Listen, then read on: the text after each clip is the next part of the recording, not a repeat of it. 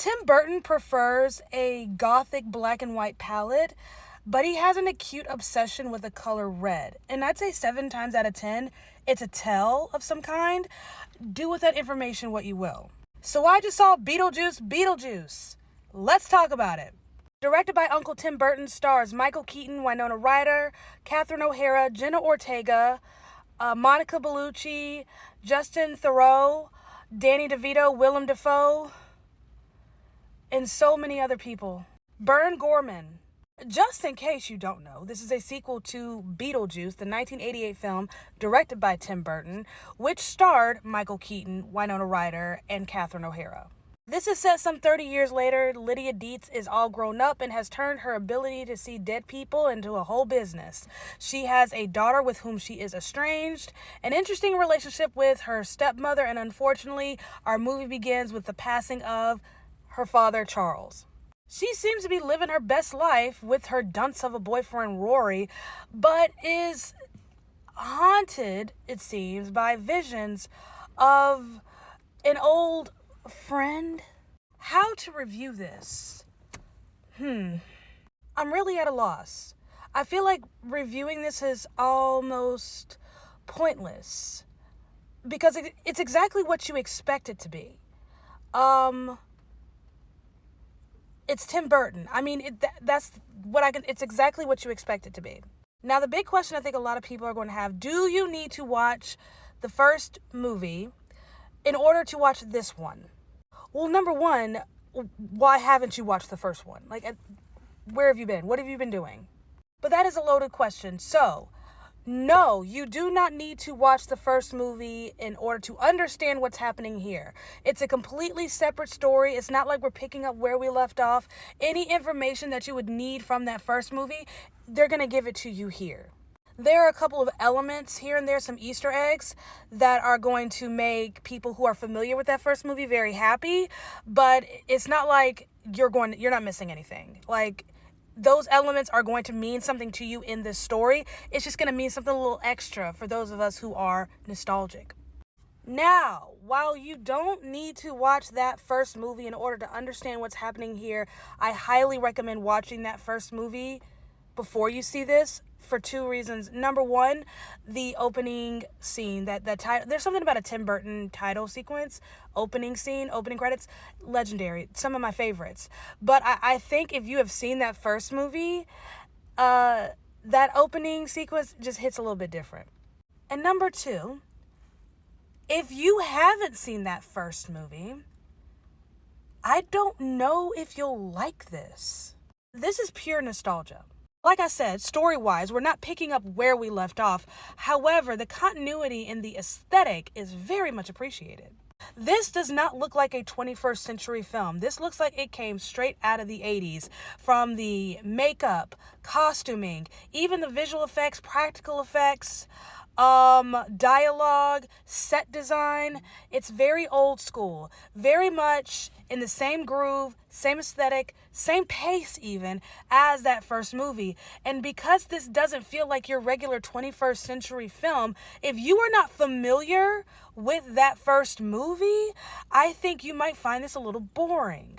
It moves like that first movie. And that first movie, it's good fun, it's goofy, it's vulgar, but it's very chill, very 80s. This is that. Even the dialogue and the delivery, the acting, typical Tim Burton, over-exaggerated. Everything with Tim Burton is over-exaggerated. And I think that's what I love about his movies. It's like they all exist in the same universe. Even the costuming and the makeup, the way he does eyes. It's very exaggerated and unrealistic, but we accept it as it is because it's Tim Burton and this is the world that he's created, and we're stepping into his world, accepting that these are the rules to live by, go by. This is how things are done. This is how people look. I expect that when I go into a Tim Burton production, people are going to look, dress, and act a certain way.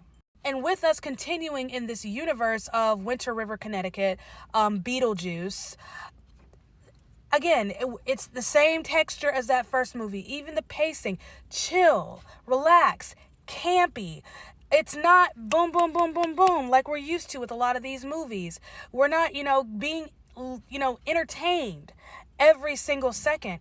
It's just a very chill ride of a movie, and it's a lot of fun. But if you've never seen that first movie, if you're not familiar with this style or his style, I don't know how you'll feel about it. It's damn good though. Tim Burton is one of those directors, and I love this little piece of Hollywood where he decides that once he loves someone, that's it. That's my person. That's my muse. I want to work with this person all the time. So, this is why we always see him with Johnny Depp, Helena Bonham Carter, who else? What's his name? Christopher Walken. The one dude who he didn't just die, but he died, and it was sad. Christopher Lee. You can tell when a director is inspired, so I wouldn't be surprised to see Jenna Ortega in more Tim Burton productions. This isn't their first rodeo. He is one of the producers for Wednesday, and it was while they were preparing and, brainstorming for season 2 that he gave her the script. She brings a level balance to Winona Ryder and Catherine O'Hara's crazy. I think she just fits right in. Colleen Atwood, who is the costume designer. Now, she was not the costume designer for the first Beetlejuice film. However, she has been on almost all of his projects since then. And it's interesting to see her Tim Burton touch, how that's evolved over the years and what she brings to this, especially in the dress that Dolores, Monica Bellucci, wears. Very much a Tim Burton, Colleen Atwood kind of get up. Speaking of get ups, I want Jenna Ortega's her funeral dress. At least I think it was a funeral dress. I don't remember. It was a dress. It was cute and it was ripped somewhere up in here, and then she had like biker shorts on underneath. It was so cute. I want it. I need them to produce that in mass and then put it on Amazon. Michael Keaton showed the hell out. He's iconic. That is all. That was just good, chill, fun, nostalgic. They don't make movies like that anymore. No one is brave enough to make movies like this anymore. This is just not what we're used to. So that's why I think if you're not familiar with this style, with this pace, you may not like it, especially if you're used to the way movies are now, where everything is boom, boom, boom, boom, boom. This takes its time, and it moves a little bit slower, but it's fun. It's just chill. It's relaxing, as it can be, because, half the cast is, dead. What's also brave is giving us an irredeemable title character who is who he is, does not care, does not mince words, and is not, a victim of this politically correct Hollywood culture. It's the same Beetlejuice from 30-something years ago, and I appreciate that. If you are planning on seeing this, definitely see it in theaters. Don't be like some of those who are like, I'll just wait for it on streaming. No, Tim Burton doesn't make movies for your phone. There's way too much detail for a screen that small. Job well done. I liked it.